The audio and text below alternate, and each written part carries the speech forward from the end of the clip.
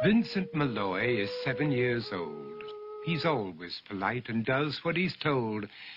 For a boy his age, he's considerate and nice. But he wants to be just like Vincent Price.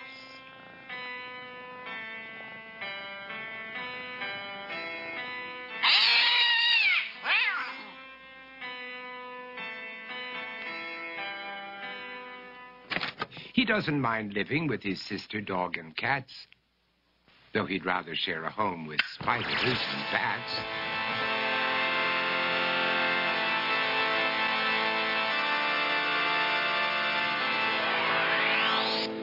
There he could reflect on the horrors he's invented and wander dark hallways alone and tormented.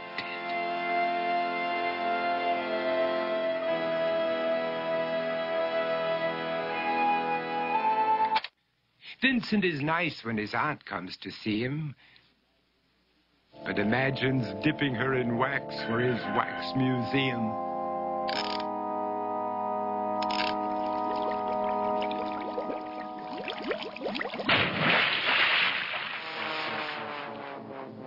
He likes to experiment on his dog, Abercrombie, in the hopes of creating a horrible zombie, so he and his horrible zombie dog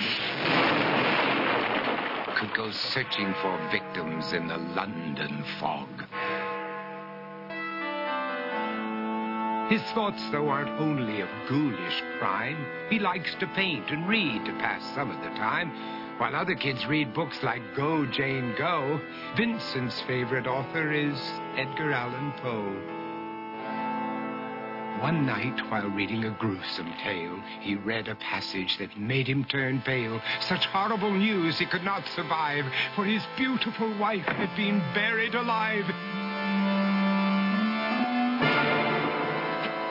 He dug out her grave to make sure she was dead, unaware that her grave was his mother's flower bed. His mother sent Vincent off to his room.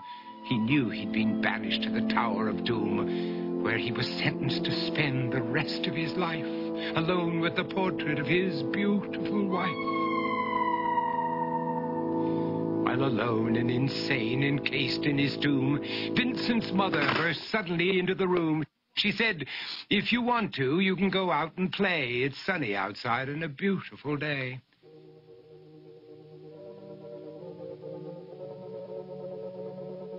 Vincent tried to talk, but he just couldn't speak. The years of isolation had made him quite weak. So he took out some paper and scrawled with a pen, "I am possessed by this house and can never leave it again." His mother said, "You're not possessed and you're not almost dead. These games that you play are all in your head. You're not Vincent Price, you're Vincent Maloy. You're not tormented or insane, you're just a young boy. You're 7 years old and you are my son. I want you to get outside and have some real fun." Her anger now spent, she walked out through the hall. And while Vincent backed slowly against the wall, the room started to sway, to shiver and creak. His horrid insanity had reached its peak. He saw Abercrombie, his zombie slave, and heard his wife call from beyond the grave. She spoke from her coffin and made ghoulish demands, while through cracking walls reached skeleton hands.